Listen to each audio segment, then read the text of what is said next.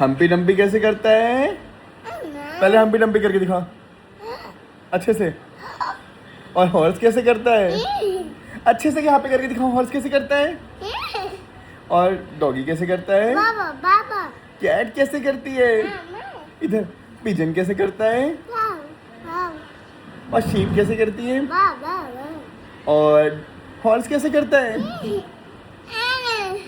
अच्छा पहले यहाँ पे वो करके दिखाओ हम्पी डम्पी की तरफ। हम्पी डम्पी कैसे करता है? और 1 2 3 4 बोलो।